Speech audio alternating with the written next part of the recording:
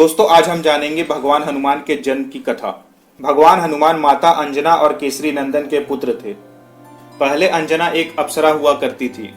उन्हें एक ऋषि ने श्राप देकर बंदरिया बना दिया था।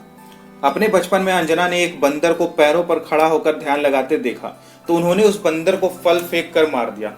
वह बंदर एक ऋषि में बदल गया और उनकी तपस्या भंग होने के कारण वह क्रोधित हो गए।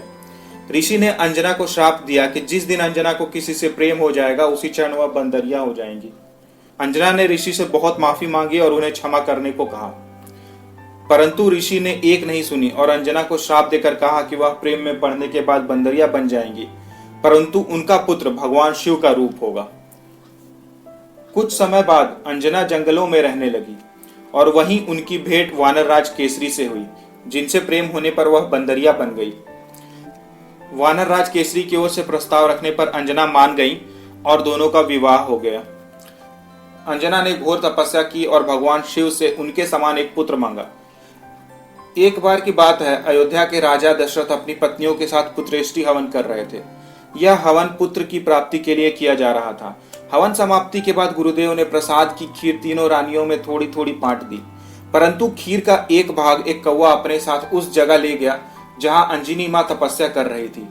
यह सब भगवान शिव और वायुदेव की इच्छा अनुसार हो रहा था। तपस्या करती अंजना के हाथ में जब खीर आई तो उन्होंने उसे शिवजी का प्रसाद समझकर ग्रहण कर लिया। इसी प्रसाद की वजह से हनुमान का जन्म हुआ।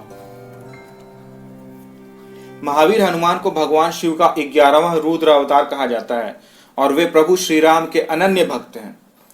उनकी माता का नाम अंजना और उनके पिता वानरराज केसरी हैं और इसी कारण इन्हें अंजनाय और केसरी नंदन आदि नामों से पुकारा जाता है।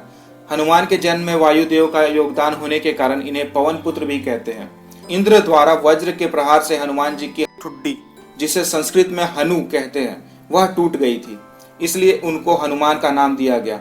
इसके अलावा वे अनेक नामों से प्रसिद्ध हैं, जैसे बजरंगबली, मारुति, संकट मोचन, महावीर, कपीश, शंकर सुवन आदि।